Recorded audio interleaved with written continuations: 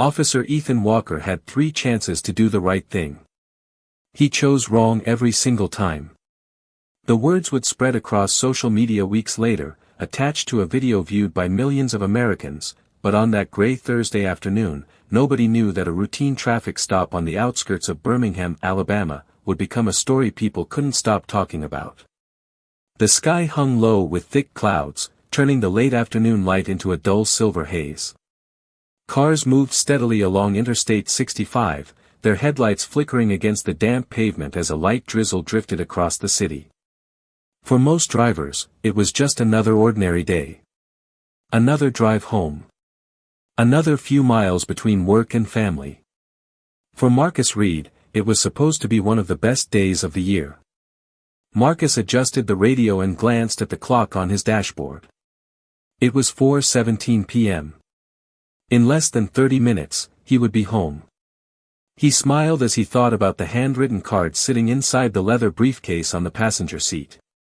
Earlier that afternoon, dozens of students had gathered in the auditorium of Jefferson High School to celebrate graduation. One by one, they had walked across the stage. Some were heading to college. Others were joining apprenticeships or starting new jobs. A few years earlier, many of them had been considered at risk of dropping out. Marcus knew every one of their stories. He had spent years helping them believe in themselves when few others did. The cards in his briefcase contained messages from students who wanted to thank him. He hadn't read all of them yet. The first one simply said, "You never gave up on me." Marcus had folded the note carefully and slipped it back into the envelope before leaving school. He planned to read the rest at home. Up ahead, red and blue lights suddenly flashed in his rearview mirror. Marcus frowned and instinctively checked his speed. 58 miles per hour in a 60-mile-per-hour zone. He hadn't changed lanes abruptly. His registration was current. His taillights had been serviced only weeks earlier. For a brief moment, he assumed the patrol vehicle would pass him and continue toward another driver. Instead, the lights remained directly behind him. Marcus exhaled slowly. He had experienced moments like this before. Not once. Not twice. More times than he cared to remember. He turned on his signal, guided his sedan onto the shoulder, and brought the vehicle to a complete stop. Rain tapped softly against the windshield. The patrol SUV settled behind him. In the driver's seat, Officer Ethan Walker stared through the glass. 42 years old. 12 years on the force. Respected by some. Feared by others. He studied Marcus from a distance, his eyes narrowing slightly as he watched the man sitting quietly behind the wheel. Somewhere deep inside, a judgment formed before a single word had been spoken. Before any identification had been checked. Before any facts existed. Imagine standing there knowing that someone has already decided who you are before hearing your voice. Imagine knowing that the next few minutes might depend not on what you did, but on what someone believes about you. Ethan opened his door and stepped into the rain. What neither man realized was that this moment would become the first of 3 choices. 3 opportunities to choose fairness over assumption. 3 chances to change the ending. And the worst choice had not happened yet. Officer Ethan Walker approached the driver's side window at an unhurried pace, rain collecting on the shoulders of his uniform as passing vehicles sent a steady hiss across the wet highway. Marcus Reed lowered his window and offered a polite nod. "Good afternoon, officer," he said calmly. Ethan did not return the greeting. His eyes moved across the interior of the vehicle, lingering on the leather briefcase resting on the passenger seat. "License and registration," he said. Marcus complied immediately. He retrieved the documents and handed them over without hesitation. Ethan glanced at them briefly before looking back at Marcus. "Where are you coming from?" he asked. "Jefferson High School," Marcus replied. "I teach history there." Ethan's expression did not change. "And where are you headed?" "Home." The answer was simple, but the silence that followed seemed unusually long. Ethan continued studying him as if searching for something that was not there. The drizzle intensified, small drops tracing uneven paths down the glass. Inside the car, Marcus remained composed. Years of experience had taught him that calmness was often the best response. Still, a familiar feeling settled into his chest. It was not fear. It was exhaustion. The kind that comes from knowing a routine conversation can suddenly become something more. Ethan stepped back and returned to his patrol vehicle with the documents. Marcus watched through the side mirror as the officer sat behind the wheel and stared at the computer screen. 1 minute passed. Then 2. Then 5. Traffic continued flowing past them. Somewhere in the distance, a siren echoed faintly before disappearing into the gray afternoon. Marcus glanced at the graduation cards again. He thought about the auditorium filled with proud families. He remembered seeing students who had once struggled to stay in school now preparing for college. One young man had shaken his hand and said, "You believed in me when nobody else did." Marcus smiled at the memory. Moments like that made every difficult day worthwhile. Back in the patrol vehicle, Ethan continued reviewing information that revealed nothing unusual. Clean record. Valid registration. No warrants. No violations. Everything pointed toward a straightforward conclusion. He could have returned the documents. He could have wished Marcus a safe drive home. He could have ended the encounter exactly as it began. Instead, he stared through the windshield and convinced himself that something felt off. It was not evidence. It was not fact. It was a feeling. And sometimes the most dangerous decisions begin that way. After several more moments, Ethan stepped out again and walked back toward the sedan. Marcus lowered the window once more. "Is there a problem, officer?" he asked. Ethan did not answer immediately. His gaze shifted toward the briefcase again. "What is inside that case?" he asked. Marcus glanced at it and smiled faintly. "Cards from my students. They graduated today." Ethan's eyes narrowed. The answer seemed to disappoint him. Imagine being asked a question, giving an honest answer, and realizing the other person was hoping for a different one. The rain continued falling. The highway continued moving. And somewhere between certainty and suspicion, Ethan Walker stood at the edge of his first real choice. The choice was not about the briefcase. It was about whether he would trust what he knew or chase what he merely assumed. Marcus looked at the briefcase and then back at Officer Ethan Walker. "They are graduation cards," he repeated politely. "My students gave them to me today." For a moment, neither man spoke. Rain drummed softly against the roof of the sedan while traffic rolled past only a few yards away. Ethan kept his eyes fixed on the briefcase as though it contained the answer to a question nobody had asked. "Would you mind opening it?" he finally said. Marcus blinked. "Is there a reason?" The question was calm and respectful, but it seemed to change something in Ethan's expression. "I asked a simple question," Ethan replied. "Would you mind opening it?" Marcus took a slow breath. He had spent years teaching young people how to handle difficult situations without anger. He often told them that respect was not weakness and patience was not surrender.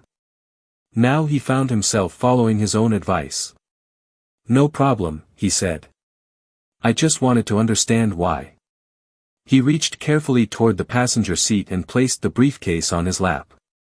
Inside were dozens of envelopes, handwritten notes, a school program, and a framed photograph from the graduation ceremony.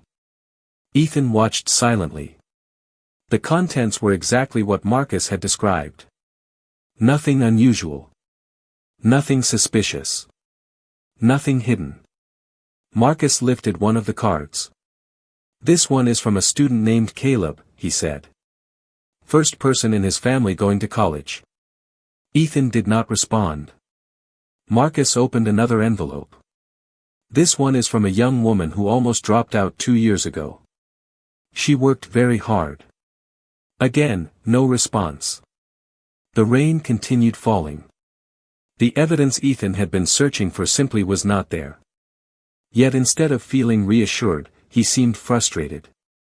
Imagine watching every assumption fall apart one piece at a time and still refusing to change your mind. Imagine being so committed to a conclusion that facts become an inconvenience. Ethan shifted his weight and glanced down the highway. A white pickup truck slowed slightly as the driver looked toward the scene before continuing on. More vehicles passed. More people noticed. The shoulder of the interstate had become a stage neither man wanted. "What school did you say you worked at?" Ethan asked. "Jefferson High School." "How long?" "Almost 11 years. Ethan nodded slowly, but his face remained unreadable. Marcus could sense the conversation moving somewhere strange. Most traffic stops ended quickly once questions were answered. This one seemed determined to continue. "Do you carry anything else in the vehicle?" Ethan asked. "Just normal personal items." "Anything valuable?" Marcus hesitated for a second. "Only things that matter to me." Ethan looked at him sharply. "What does that mean?" Marcus glanced down at the cards. "It means these students trusted me. That matters." For the first time, something close to discomfort flickered across Ethan's face. Not because Marcus had said anything wrong, but because the answer did not fit the story he had been building in his mind. A teacher. A mentor. A man driving home after celebrating his students. None of it matched the suspicion that had brought Ethan to this shoulder of the highway. And yet, standing there beneath the gray Alabama sky, Ethan still had another decision to make. He could accept what was right in front of him. Or he could continue searching for a reason to be right. Unfortunately, the second choice was already beginning to feel easier. The rain had begun to ease, but the heavy clouds still covered the Alabama sky like a gray blanket stretched across the horizon. Marcus Reed sat patiently behind the wheel, his hands resting loosely on the steering wheel as Officer Ethan Walker stood beside the window. By now, nearly 20 minutes had passed since the stop began. 20 minutes for a situation that should have lasted only a few. Yet neither man seemed to be moving any closer to the end of it. Ethan looked once more at the open briefcase filled with graduation cards and photographs. Every answer Marcus had given checked out. Every explanation made sense. Every question had led nowhere except back to the same unavoidable conclusion. There was no problem here. There never had been. But sometimes people become attached to a story they have already written in their minds. Ethan closed the briefcase and handed it back. For a brief second, Marcus thought the encounter was finally over. He expected the officer to return his documents and send him on his way. Instead, Ethan glanced around the vehicle again. His eyes moved across the dashboard, the back seat, and the floorboards as though searching for something that had somehow escaped his notice. "Step out of the vehicle for a moment," he said. Marcus blinked. "May I ask why?" Ethan folded his arms. "I just need to take a closer look." Marcus felt a knot tighten in his stomach. Not because he had anything to hide, but because he understood what was happening. The conversation was no longer about facts. It was about justification. Somewhere along the way, the officer had stopped looking for the truth and started looking for a reason not to let go. Still, Marcus opened the door and stepped out into the cool afternoon air. Rainwater glistened on the shoulder of the highway. A few drivers slowed slightly as they passed, their curious eyes lingering for only a second before continuing down the interstate. Ethan walked slowly around the vehicle. He examined the tires. He looked through the windows. He peered into the back seat. Marcus stood quietly a few feet away, watching the process unfold. Imagine standing there knowing you have done nothing wrong, yet feeling as though you are being asked to prove your innocence over and over again. Imagine realizing that no answer will ever feel sufficient because the real issue was never the answer. As Ethan circled the sedan, a second patrol vehicle appeared in the distance. Its headlights cut through the fading afternoon light as it pulled onto the shoulder behind the first cruiser. Marcus noticed it immediately. Ethan did too. The newcomer was Officer Daniel Brooks, a younger patrol officer who had worked the area for only a few years. Daniel stepped out and approached with a questioning expression. "Everything okay?" he asked. Ethan nodded. "Just checking a few things." Daniel glanced toward Marcus, then toward the open briefcase visible through the window. "Looks pretty straightforward," he said casually. The words hung in the air longer than either man expected. For the first time all afternoon, someone had spoken the obvious truth out loud. Ethan's jaw tightened slightly. He looked back at Marcus. Then at the car. Then at Daniel. He had already ignored one opportunity to end the situation. Now another stood directly in front of him. Unfortunately, the second choice was about to become even more important than the first. Officer Daniel Brooks stood quietly beside the patrol vehicle, watching the scene with growing uncertainty. The stop had already lasted far longer than most routine encounters. Marcus Reed remained calm, standing near his sedan with the same patience he had shown from the beginning. The rain had almost stopped now, leaving only a cool mist drifting across the highway. Vehicles continued passing, their tires humming against the wet pavement. Daniel looked toward Ethan Walker. "Did dispatch find anything?" he asked. Ethan shook his head. "Nothing yet." It was not exactly a lie. Dispatch had found nothing because there was nothing to find. Clean record. Valid documents. No outstanding issues. The facts were simple. Yet the situation continued. Daniel glanced at Marcus again. The teacher's shirt was damp from standing outside, but his expression remained steady. There was no anger. No confrontation. Only quiet endurance. Somehow that made the moment feel heavier.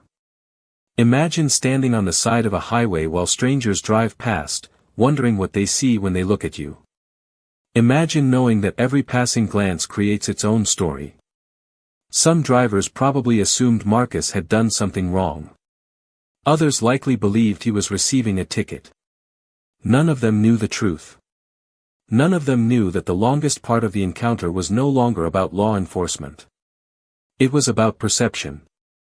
Ethan walked back toward Marcus. "How many students do you teach?" he asked suddenly. Marcus seemed surprised by the question. "About 130 every semester." "That is a lot of responsibility." "It is," Marcus replied. "But it is worth it." Ethan nodded slowly. "You enjoy it that much?" Marcus smiled faintly. "I do. Some people remember the lessons. Most remember whether somebody believed in them." For a moment, silence settled between them. Daniel looked away toward the traffic. Something about Marcus's answer lingered in the air. The words felt genuine. Honest. Difficult to dismiss. Yet Ethan appeared determined not to let the encounter end. He circled back to the same questions. The same suspicions. The same search for something that never appeared. Minutes continued slipping away. Across the highway, the evening sky began growing darker. The first signs of rush hour traffic were appearing. More cars. More witnesses. More eyes. Inside one passing vehicle, a college student noticed the scene and lifted a phone toward the window. Another driver slowed briefly before continuing on. The roadside stop was becoming increasingly visible. Marcus noticed it too. He shifted his weight and looked down the interstate. He was supposed to be home by now. His wife was expecting him for dinner. Several unread graduation cards still waited inside the briefcase. A day that had started with celebration was slowly being consumed by something entirely different. Daniel finally stepped closer to Ethan and lowered his voice. "Everything looks straightforward to me," he said. "Maybe it is time to wrap this up." The younger officer spoke respectfully, but the message was clear. Ethan stared toward Marcus without responding. Somewhere deep inside, he understood exactly what Daniel meant. He understood that every fact pointed in one direction. He understood that ending the stop would be the simplest and fairest decision. But there was a problem. Accepting the truth would require admitting that his assumptions had been wrong from the beginning. And for some people, that becomes the hardest choice of all. The highway shoulder had grown quieter as evening settled across Birmingham. The rain clouds were beginning to break apart, revealing thin streaks of fading sunlight along the western horizon. Yet the tension surrounding the roadside stop refused to disappear. Marcus Reed stood beside his sedan, patient but weary, while Officer Ethan Walker remained locked in a battle that nobody else seemed to be fighting. Officer Daniel Brooks leaned against his patrol vehicle and watched in silence. The younger officer had seen enough to understand what was happening. Every answer Marcus provided was consistent. Every document checked out. Every concern had been addressed. There was simply nothing left to investigate. And still, the stop continued. Marcus glanced toward the open briefcase inside his car. The graduation cards sat exactly where he had left them. For the first time all afternoon, Daniel walked closer and looked through the passenger side window. One envelope near the top caught his attention. A handwritten message was visible through the partially opened card. Daniel read only a few lines before looking away. "Thank you for helping me believe I could graduate." The words stayed with him. A second card rested nearby. "You changed my life." Another read, "I would not be here without your support." Daniel looked back toward Marcus. "You must mean a lot to those kids," he said. Marcus offered a modest smile. "They did the hard work. I just tried to help." The answer seemed genuine in a way that could not be rehearsed. There was no pride in it. No performance. Just quiet truth. Imagine spending years helping young people find their future and then finding yourself standing on the side of a highway trying to prove that you deserve basic trust. Imagine carrying hundreds of success stories and still being judged by someone who never bothered to learn a single one. Daniel shook his head slightly. The situation felt increasingly uncomfortable. Across the interstate, another vehicle passed more slowly than the others. A woman in the passenger seat appeared to be recording through her window. Several drivers were now noticing the prolonged stop. What had started as a routine encounter was becoming something more visible. Ethan noticed it too. He stared toward the traffic and then back at Marcus. For a brief moment, uncertainty crossed his face. Not because new evidence had appeared, but because the absence of evidence was becoming impossible to ignore. The story he had built in his mind was collapsing piece by piece. Marcus was not arguing. He was not resisting. He was not hiding anything. He was simply standing there, waiting for fairness to arrive. Then something unexpected happened. Daniel recognized a name written on one of the graduation programs inside the briefcase. "Wait a second," he said quietly. "I know that student." Marcus looked surprised. "You do?" Daniel nodded. "My nephew plays basketball with him." He picked up the program and smiled faintly. "He talks about a history teacher who helped him stay eligible for college applications." Daniel looked directly at Marcus. "That was you, was it not?" Marcus nodded. The silence that followed felt heavier than anything that had come before. Because suddenly Marcus Reed was no longer an anonymous driver on the side of the road. He was becoming a real person. And once that happened, Ethan Walker faced a problem far greater than being wrong. He now had to decide whether he was willing to admit it. For the first time since the stop began, Officer Ethan Walker had no immediate response. The evening air felt cooler now as the last traces of rain disappeared into the darkening sky.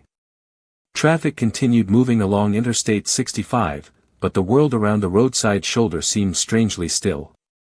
Daniel Brooks looked from Marcus Reed to the graduation materials inside the car and then back to Ethan. The pieces were no longer difficult to connect. This was not a mystery. It was not an investigation. It was a man returning home after helping shape the future of young people in his community. Marcus remained quiet. He had learned long ago that some truths speak loudest when left alone. The briefcase sitting on the passenger seat contained years of work that could never fit inside a resume or a personnel file. It contained appreciation, gratitude, evidence of lives changed. Daniel picked up another card carefully and read part of it aloud. "Thank you for helping me earn a scholarship when everybody else said I would never make it." He paused. "That is powerful." Marcus smiled softly. "That student worked harder than anyone I have ever met." Daniel shook his head. "You keep saying that." "Because it is true," Marcus replied. "People deserve credit for their own success." The answer lingered in the air. Across the highway, headlights stretched into long streams of white and red as evening commuters made their way home. Somewhere nearby, a phone notification sounded from inside a passing vehicle. Another driver slowed slightly, recognizing that something unusual was happening. The stop had become visible not because of conflict, but because of its length. Ethan stared at the cards without speaking. Then Daniel noticed something else. Several of the names looked familiar. One belonged to the son of a local business owner. Another belonged to a student athlete who had recently appeared in the newspaper after receiving a college acceptance. A third belonged to a young woman who had spoken at a city council event about education opportunities. Different backgrounds. Different families. Different futures. Yet they all seemed connected by one person. Marcus Reed. Imagine spending years helping people discover their potential and never expecting recognition in return. Imagine showing up every day, not because it makes headlines, but because someone needs encouragement. The realization settled slowly over the roadside scene. Marcus was not important because of a title. He was important because of impact. Ethan could see it now. The evidence was sitting in plain sight. Not evidence of wrongdoing. Evidence of character. Every card told the same story from a different voice. A teacher who stayed late. A mentor who listened. A man who refused to give up on students others had overlooked. Daniel finally looked directly at Ethan.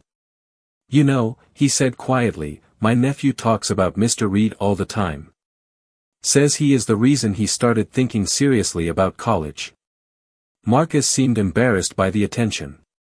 "Your nephew deserves the credit," he said. "He made the decision."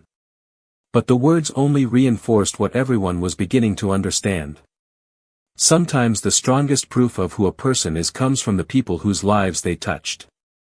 Standing there beneath the fading Alabama sky, Ethan Walker found himself facing a truth that had become impossible to avoid. The person he had spent the last hour questioning was the very kind of person communities hope to find more often. And suddenly the question was no longer who Marcus Reed was. The question was what Ethan Walker would do now that he finally knew. The realization did not arrive all at once. It settled slowly, like the evening darkness spreading across the Alabama sky.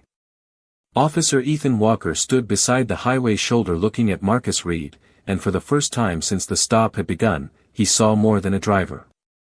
He saw the teacher whose students had filled a briefcase with gratitude. He saw the mentor whose name appeared in story after story of perseverance and success.